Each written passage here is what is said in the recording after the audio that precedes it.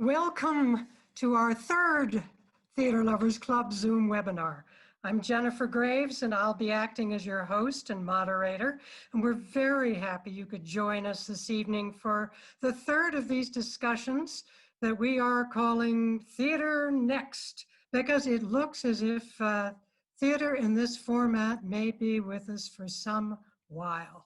So at the moment, we're hoping that we can take you through theater in Zoom, but we've got our fingers crossed that we may be able to get back in a live theater sometime soon. But first, let's start with some technical housekeeping. As this is a Zoom webinar, you're not going to see a video of yourself, and you are all automatically muted. Now, if you hover your pointer over the lower margin of your Zoom screen, you'll, with some devices, you have to go to the top. You can see Q&A and chat. Please use the chat feature and let us know if you're having any technical difficulties. Just send a chat message to all panelists and we'll do the best we can to assist you. And then if you want to write out a Q&A while Dr. Benedetti is talking, that's great. We would love to have questions. But we're going to take all questions at the end of his talk. So feel free to write a question if you have to, you think of one while he's talking, but we'll answer them at the end. After Dr. Benedetti's presentation, if you all could hang in for another 5 minutes at the most, we'd love to ask you some pointed questions about where Theater Lovers Club goes from here, and whether you want to see more Zoom webinars in 2021, and what would be some of the topics you might be interested in. So we're going to do that after all the presentations. So let me introduce our speaker to you. We're very privileged this evening to have Dr. Robert Benedetti with us. After Benny retired to Santa Fe, we've been a lucky beneficiary of his vast experience and knowledge of theater and film with the establishment of New Mexico Actors Lab. Before he got here, Dr. Benedetti was a director of theater program at Yale and Cal Arts, and he's written many definitive textbooks. He's also directed in film, TV, theater, and now we've got a brand new medium in theaters that theaters are exploring that Dr. Benedetti has dabbled in, which is Zoom. So Benny, I am going to turn this talk over to you. So take it away. We're glad to hear what you have to say, and thank you again so much. We appreciate you being here. All right. Welcome, welcome. It's always a pleasure to do these Theater Lovers Club talks because I know that the audience is people who are genuinely interested and concerned about theater. And Lord knows in these troubled times of COVID, we need you. The impulse that drives most of us to use online means of communicating with you is twofold. One, to keep our connection with you alive for months now, and maybe for months yet to come. It isn't so much about making money. It's difficult to monetize an online offering. My friend who runs the San Diego Repertory Theater, they've just opened their season with a filmed version of JQA, a play about John Q. Adams, and they're charging $35 per household for a 2-week window during which you can watch it. There are other ways of doing that, but most of us don't even ask for donations, although Teatro Paraguas does, and they're doing a Zoom presentation of Love in the DMZ, which they've run several times before, tomorrow night at 7 o'clock. and they suggest a $10 donation, which is cheap enough. But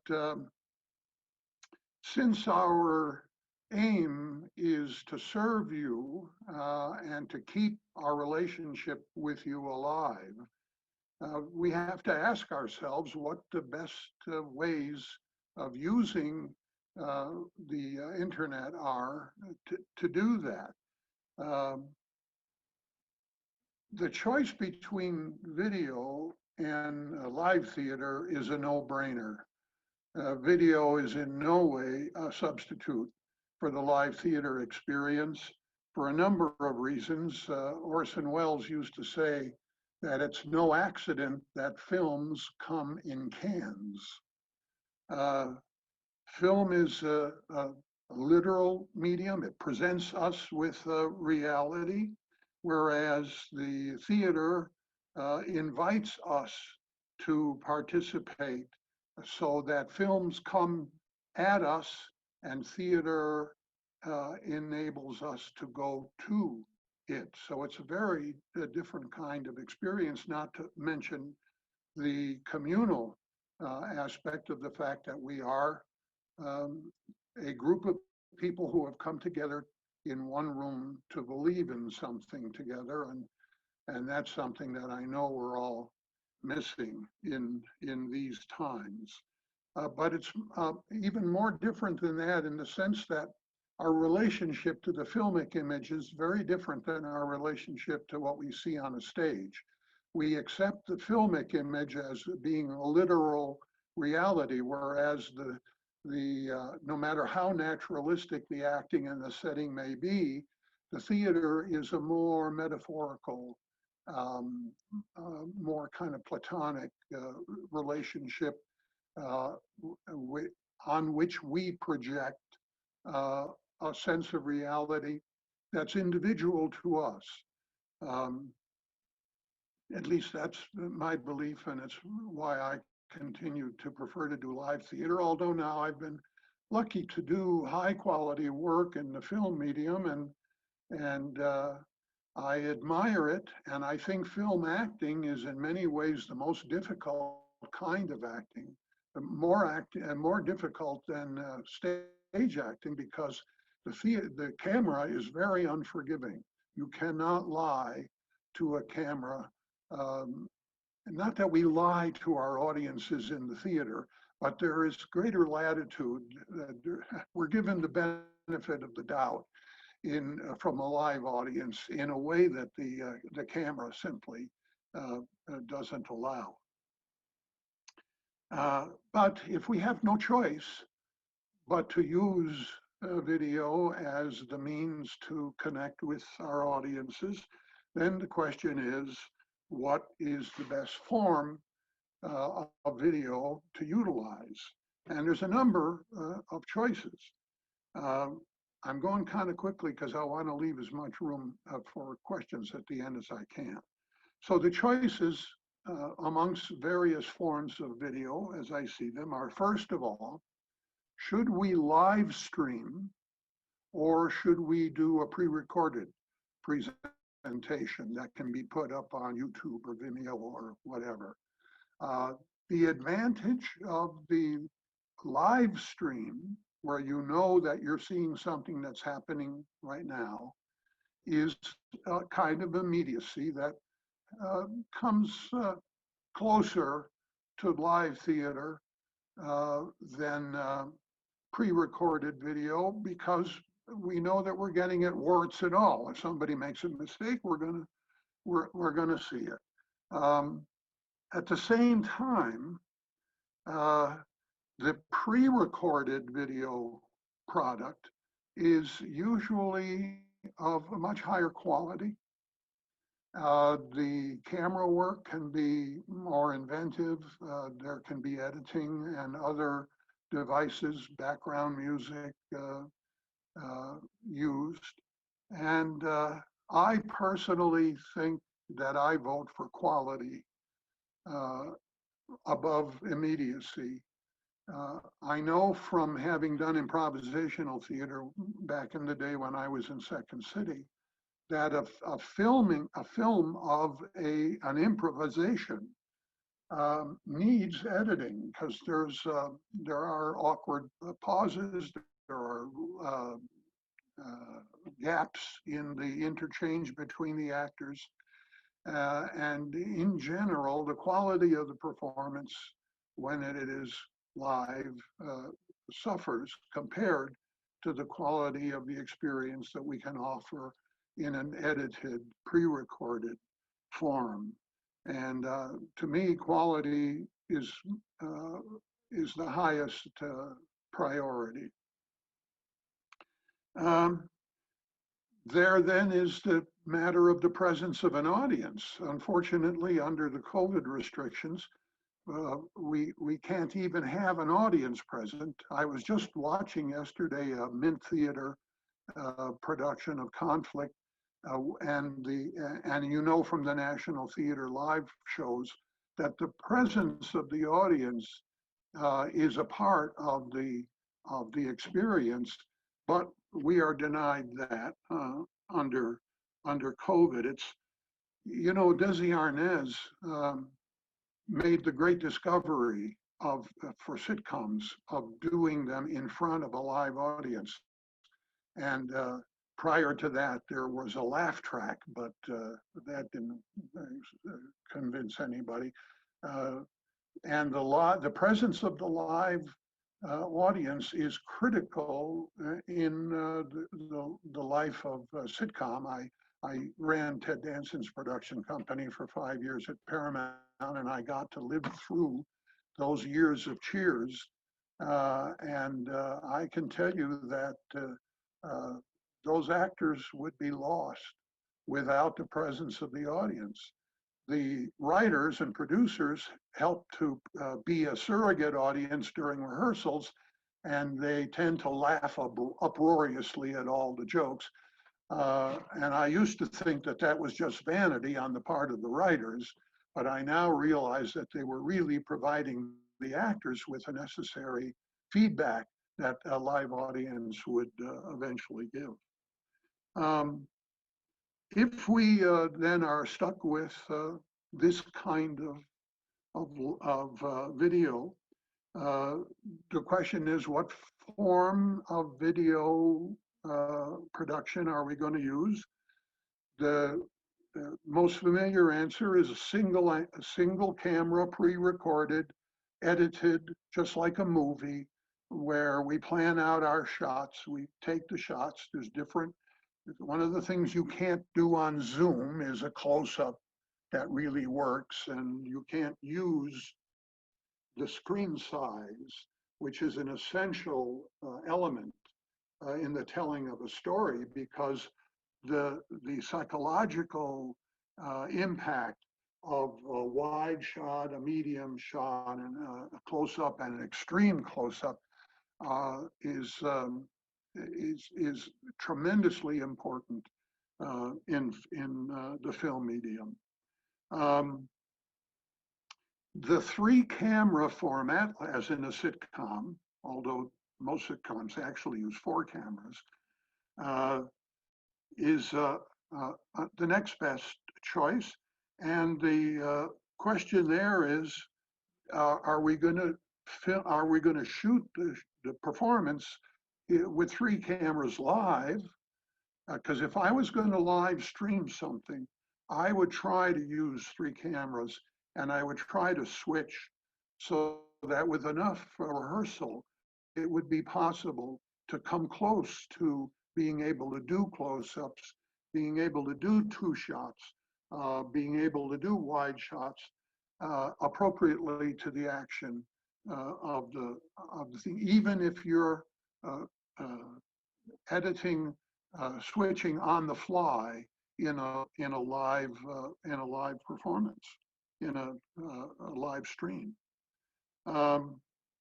The 3-camera, shooting 3-camera and then editing it is probably a pretty efficient way.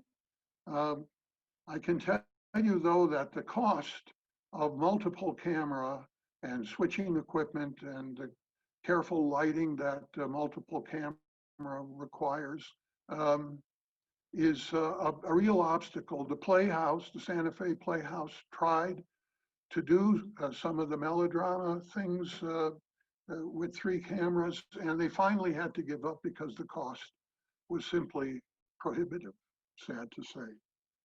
I was talking to Kent Kirkpatrick about this just a couple of days ago. And finally, there's the question of Zoom. Zoom has become ubiquitous. There's been quite a bit of drama done in Zoom. New Mexico Actors Lab sponsored a contest this year where we invited local writers to write short plays for the Zoom, specifically for the Zoom format. And of the 3 winners, we tried very different kinds of production values. They were all pre-edited. None of them were straight ahead Zoom, except the 3rd one, which was written as a jailhouse interview. So it very much emulated the Zoom situation, because the Zoom was designed for person to person, either through a gallery meeting or through a webinar. That's what Zoom does best, is what I'm doing now, of me talking to you. Drama, a lot of the more successful Zoom presentations that I've seen have been either people reading poetry, or Durango Playhouse offers a series of thoughts about the theater by various actors. We did a series of 7 recollections, memories about past productions of the Actors Lab that were very nice, and all of that's available on our website. I was an oral interp major in college, and we often performed in a form called Reader's Theater. And Reader's Theater is a form in which, even though the actors are all present and are facing the audience, each actor is imagining that the other character that they're speaking to, even though that actor is right next to them, is somewhere on the back wall of the theater, so that the entire show is directed straight out and presented in that way. The reason that oral interpreters do that is because it puts the focus completely on the text itself. It sort of opens the text up to the view of the audience. And it's not practiced much anymore because, truth be told, it's a bit dull. We do a series of winter play readings, and we experimented in our play readings between doing them in a Reader's Theater manner or doing them with the actors able to turn to one another and interact, and that was far and away preferable to the Reader's Theater situation. But the Zoom, in a sense, demands the Reader's Theater approach, because it just doesn't work for actors who are in little boxes on the screen to turn to one another. We feel cut off from them when they do that. I think one of the nicest Zoom dramas that I saw was from the Public Theater. It was The Apple Family, which is a family that a playwright has written 3 plays about now. And this 3rd play, which was a Zoom meeting of that family. So it worked perfectly well for it to be in Zoom, because it was supposed to be in Zoom. We experimented with the other shows that we did from our contest. I decided to try to do an action movie, an airplane action movie, and I used virtual backgrounds, and that was the Benji story, which takes place in the cockpit of 2 fighter jets plus a radar operator on the ground, plus uh, an Iraqi woman hanging up clothes on the clothesline. That was a lot of fun to do. Uh, I don't think it isn't very good, compared to a real action movie, but it is a kind of unusual use of Zoom. It was pre-recorded, and I was able to add sound effects, and we were able to manipulate eye lines so that when the guy bails out, one of the other pilots is able to watch him out of his, or if there's a fire on the plane, the pilot is able. So to some limited extent, we were able to use eye lines. And eye lines are enormously important in film and video because the eye line, um, it's like if I'm looking at Jennifer over there, and I'm in a sense doing a close-up. The audience is empathically seeing Jennifer in a close-up. That's a quality that Bertolt Brecht and his director Erwin Piscator utilized a lot in rehearsals, where and in the kabuki and in the Asian theater, what the actor, how the actor uses his eyes. They're all male, okay. The way the actor uses his eyes is choreographed, and it's traditional to that particular role. Two actors doing that same role will use their eyes in exactly the same way. That's how important it is in the theater, and it becomes infinitely less important when you're stuck in a box looking straight out. So these are some of the limitations of Zoom. There is also some technical limitations. When you begin to work on it, you discover there's lots of mysteries about Zoom, like the fact that the names appear in a little box. And if you want to get rid of them, you have to remind the actors to name themselves with nothing but a period, so that the little box will be there with nothing but a dot in it, which Leslie, our technician, does here in these talks. Otherwise, the name of the actor, rather than, unless the actor names himself as the character, but you don't want the name of the character stuck in a box down there. There's also the fact that everybody's screen is different. In the gallery view, the people are not in the same places on everybody's screen. Whichever host is recording the session, it's what they see on their screen that's going to be recorded. But the actors can be easily distracted by the fact that the arrangement of the people on the screen is kind of random and changes from time to time. Lighting is difficult in Zoom because we had to fiddle around with my lighting here.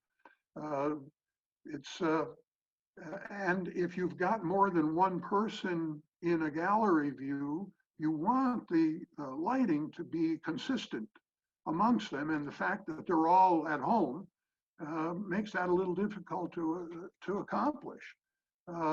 Even if you're using virtual backgrounds, which is one of the qualities of Zoom, but that is kind of fun. And now they've come out with these little filters. I tried to download the latest version of Zoom so I could show you some of these. My daughter has them, but I didn't get them.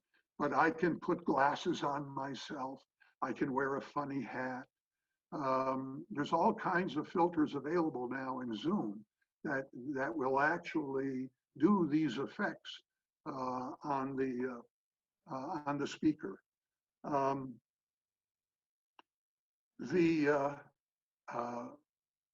If you're going to venture into doing Zoom, I cannot stress strongly enough the need to take a Zoom webinar for instruction on the use of Zoom in the way you're going to use it. And the Zoom organization offers a wonderful free sets of training sessions, which are partially live in the fact that you can ask questions and they will answer them. That's really essential. The cloud recording feature in Zoom, by the way, if you use it to produce your product, gives you, after a little bit of a wait while it's being processed up in cyberspace, gives you both the gallery view and the active speaker view, which is a terrific time saver if you're going to be editing, because your close-ups kind of come in a separate track from your gallery view. That's very useful. Problem is with active speaker view is that if I'm speaking and it's my box that's open and highlighted, and somebody else coughs, bang, the picture goes to them. So it's a little bit tricky. What you have to do is to have your participants mute and unmute themselves in the course of things so that there's no chance that noise from them will summon the active speaker view to them. Unions. One of the reasons that the Playhouse had to abandon its program was that they were operating with Screen Actors Guild requirements. And we had also looked at it in that, because the truth is that in Santa Fe, many more actors are members of the Screen Actors Guild than are members of Actors Equity. In fact, I only know about 4 equity actors in town, but there must be about 15 or 18 SAG members. SAG has not been very helpful in this time. They will allow you, if you're going to create, as far as they're concerned, if it's done with a camera, it's their jurisdiction, not equity. San Diego rep did that JQA, the John Q. Adams show under equity, under SAG contracts and SAG regulations. And it cost them a lot of money. And the very day that they signed their SAG agreement, the president of Actors Equity was on the phone and said, "What the hell are you doing? You're an equity house. Your relationship is with us. If you're going to do this show as a SAG show, we're going to boycott you and you won't be able to use equity actors anymore." And they negotiated that finally and got it squared away. But there's a tremendous conflict between equity and SAG going on over this now. SAG has taken a hard-nosed position. If it's going to be recorded, that means that it's there in perpetuity. That product is there and could be monetized somewhere down the road. So even if you're not going to charge anybody for it, SAG requires you to behave as if you are charging for it. So all the contracts have to be completed, even though it says under salary, payment deferred, which means that it ain't going to happen.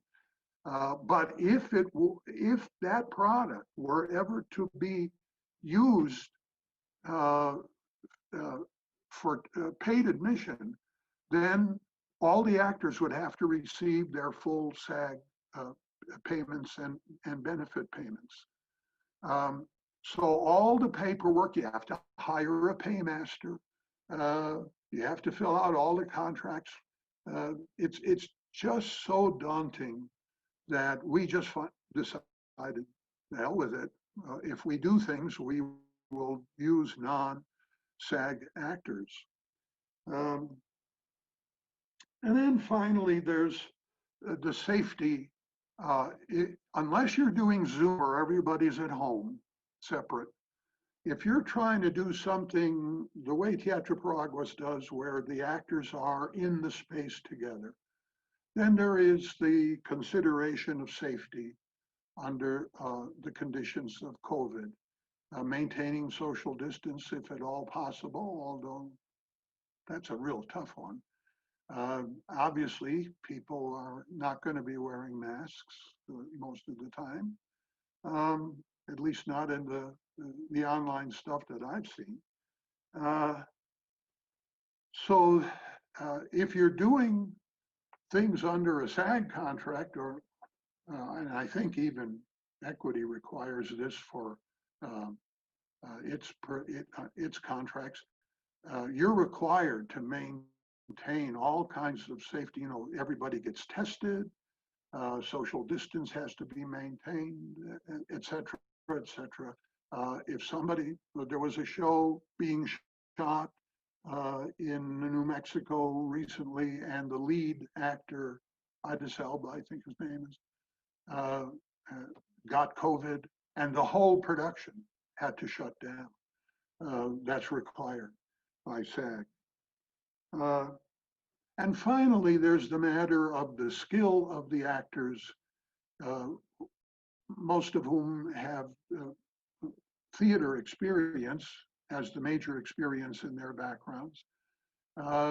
And not all stage actors are proficient in camera acting, because as D.W. Griffith said at the very beginning of the forum, the camera photographs thought.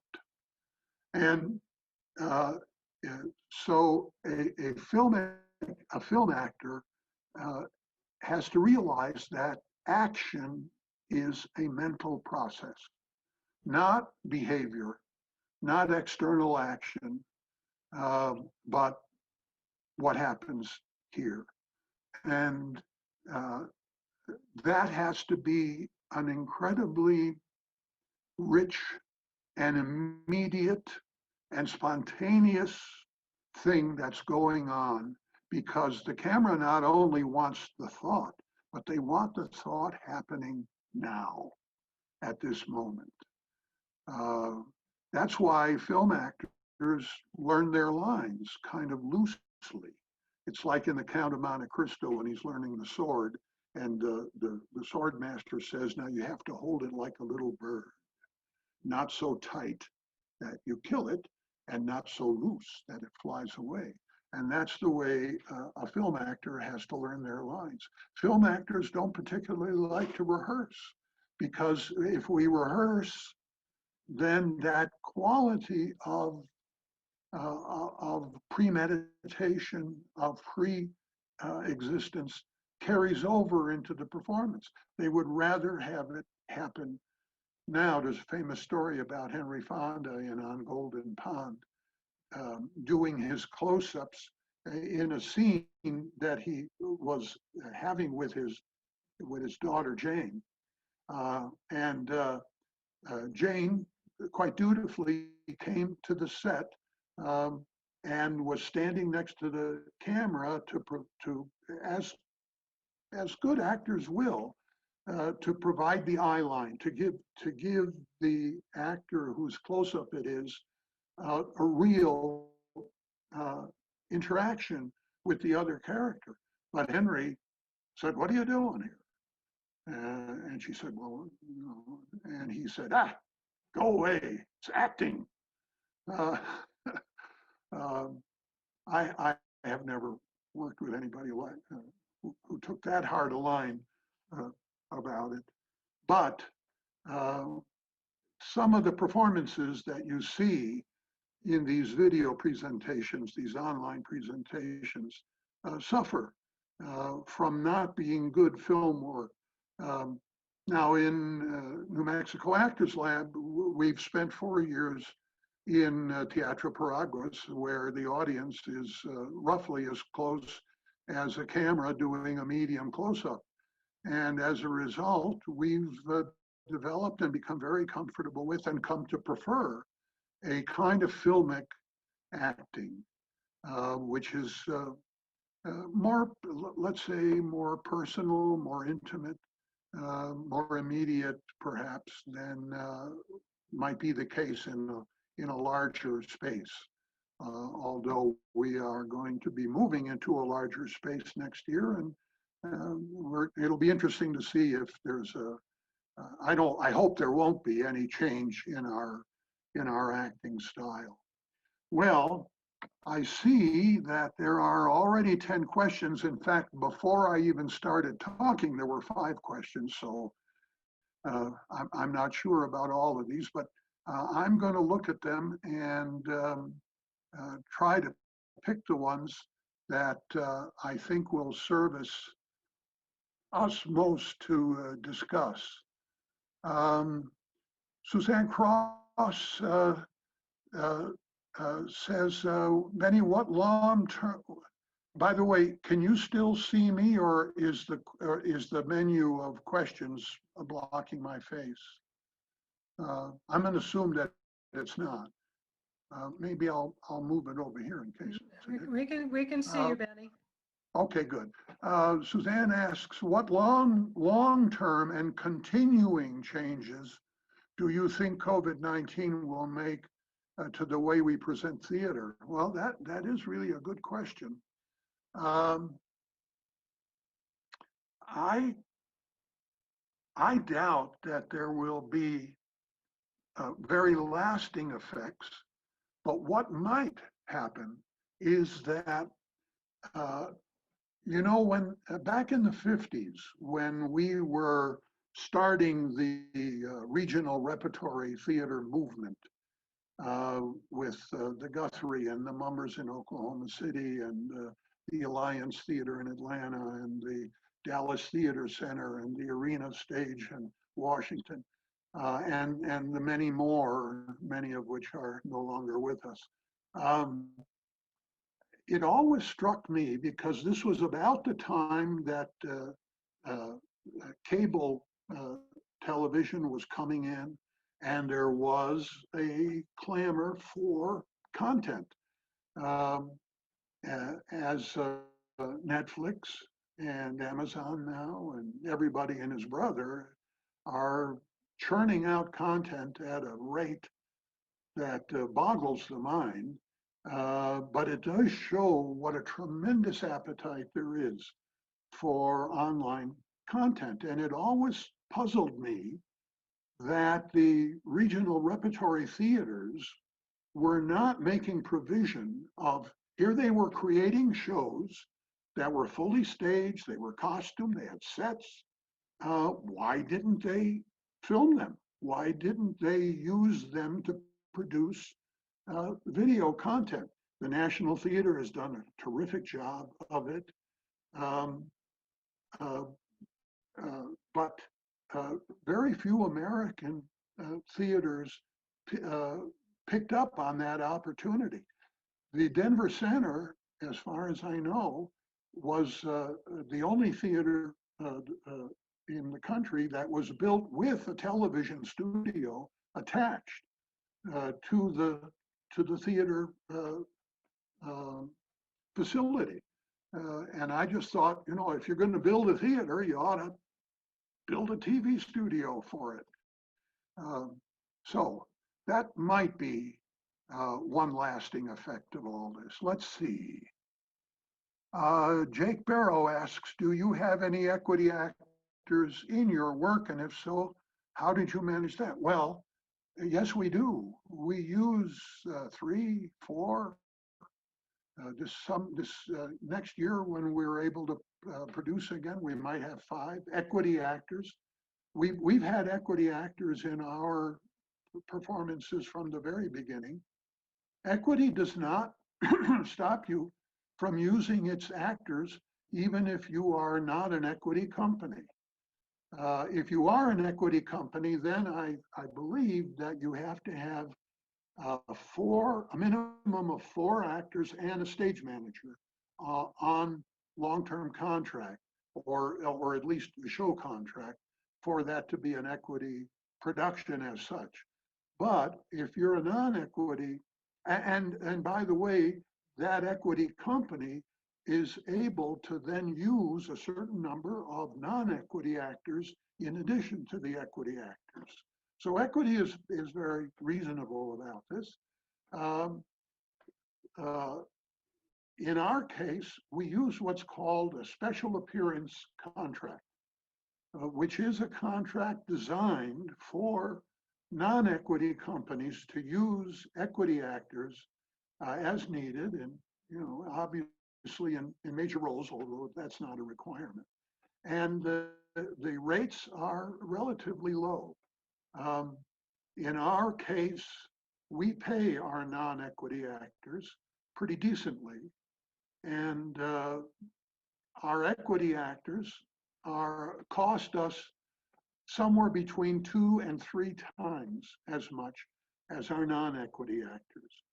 So we have to be judicious in the use of equity actors, but someone like Suzanne Lederer, who has played Amanda Wingfield in Glass Menagerie, Daisy in Driving Miss Daisy, the grandmother in 4,000 Miles, and one that I'm forgetting. I mean, she's been in every season and is an equity actress, and Leslie Dillon.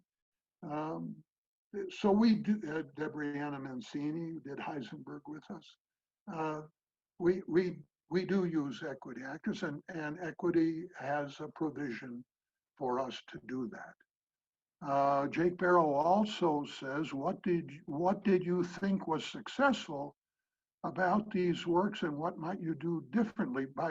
By these works, I think you mean the Zoom plays that we put up, assuming that that's what you meant.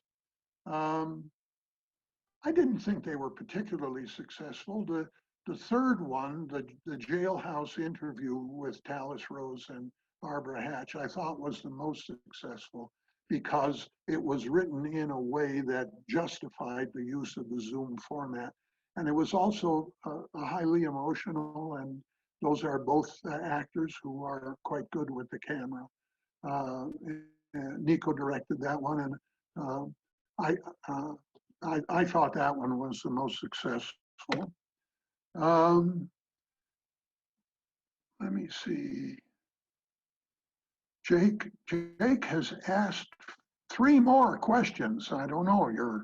You're bogarting the question and answer here, Jake. What are you planning to do in the future? Well, I'm really not at liberty to tell you because obviously, although we have planned a season, we've got the rights, we're in the process of casting it. Lord knows when we're going to be able to resume production. And we can't make commitments because we are completely at the mercy of the virus. What sort of plays are you looking for? Good ones. Jake says, how are you filming and editing your work? Well, the ones that we've done, I've used,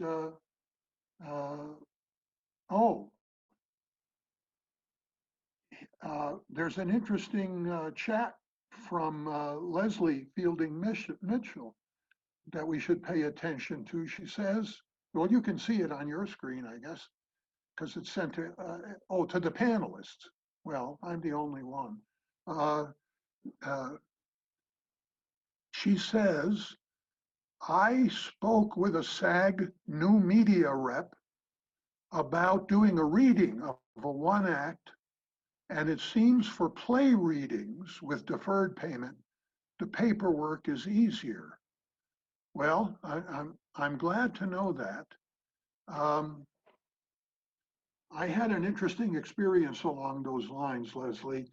I was doing the Shake Scenes project where we were doing scenes from Shakespeare arranged around topics like honor or justice or the evolution of the clown. And there were SAG members in that company. And I called SAG And I described what we were doing. And because we were thinking about putting them on online. And they said, well, is there a plot? Is there a storyline? And I said, no, these are scenes that, there's an arrangement, but there's no ongoing plot line. They said, oh, well, then it's not within our jurisdiction. You can do whatever you want, which I thought was a pretty neat thing. But I'm glad to hear that you could do a one-act play and that uh, the paperwork is being eased.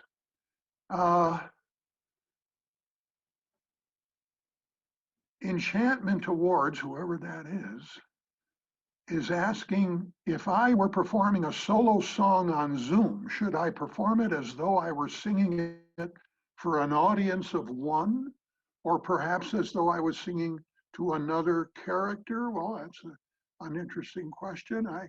I would say that the answer is whatever makes you most comfortable and causes you to give the best performance. Um, since you are being viewed on Zoom, probably by one person, I would think that maybe the first choice would be to try to sing just to that person. And I think the singers that I like most do give you that feeling that they really are singing to you in any case. An anonymous attendee, we know who you are. How important do you believe talkbacks are for Zoom theater during COVID times? Doesn't that engage audience more than just passively viewing and creating more of a sense of community? Well, I think that's a really good point, and I would support that idea uh, completely. At the end of the performance, to open uh, the to allow the people who've been watching it to join either into a big gallery view, although that's a little chaotic, but at least through Q&A, like we're doing now, or some other way of allowing people to appear. I think there's a way to do this in Zoom where a person asking a question can appear in a thumbnail and ask their question live, so to speak, and have a dialogue with the panelists. I think that's a terrific idea. Um,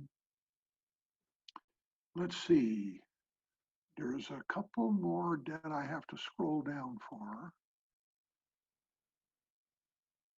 Tanya said that SAG is changing this in December to allow some of this for a fee.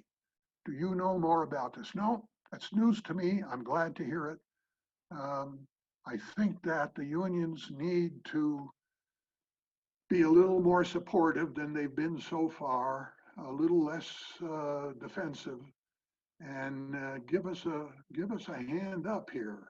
Give us a chance to produce some content instead of making it more difficult. And if they're going to change that in December, I'm all for it. By the way, I resigned after 33 years of membership in Equity.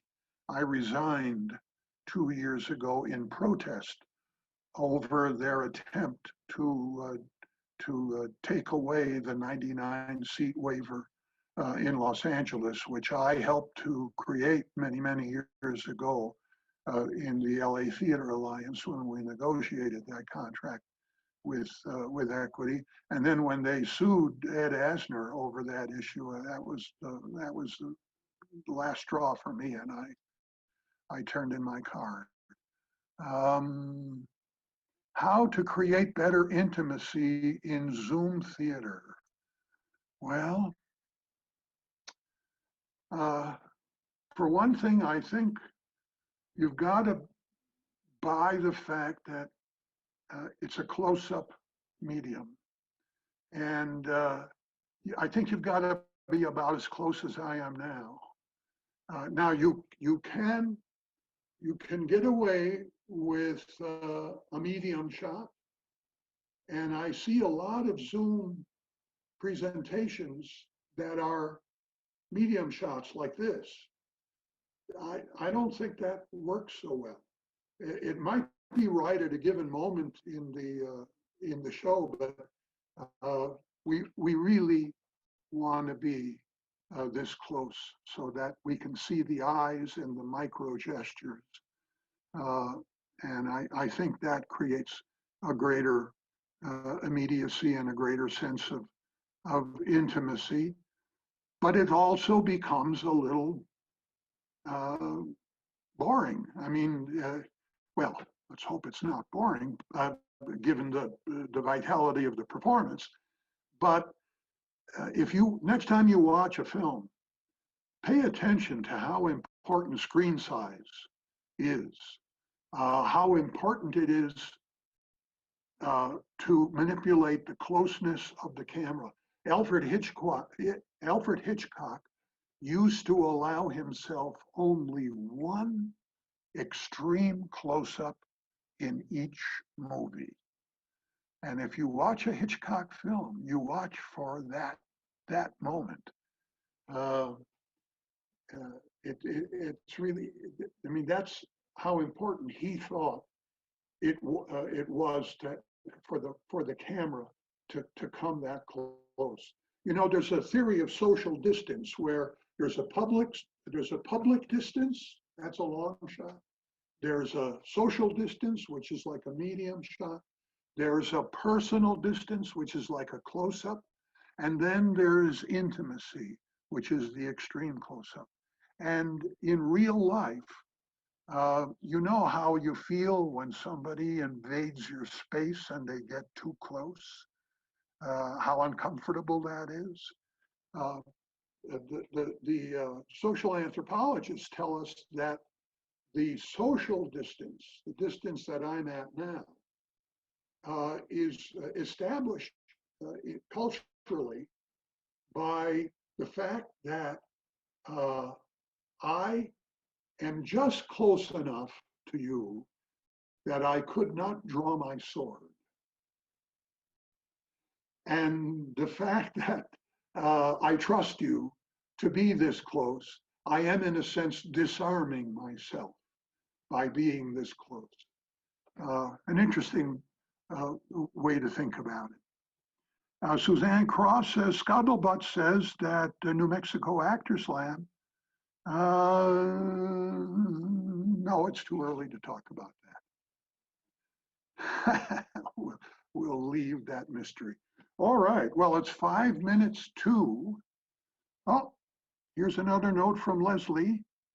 Well, it is easier if you do wait a minute, I have to reopen that. It is easier if you do a play or a reading live on Zoom. So as much as we'd like to record, there's always the option of doing several live performances on Zoom and avoiding SAG. If the live is well rehearsed and directed, it could be a nice hybrid of film and theater. Well, that's a very good comment. I didn't realize that if you are streaming live, that SAG would not be involved. If I were SAG, I'd be a little leery about the fact that if it's being streamed live, somebody somewhere is recording it. And even though the record button may not be pushed, I think that's dubious thinking. All right, Jennifer is waving at me, and I guess thank I'm you. going to absent myself now. So thank you for listening. I've enjoyed talking to you, and goodbye. Thank you, Benny, so much for agreeing to speak with us. This was a really informative talk, and we really appreciate you making the time to be with us this evening.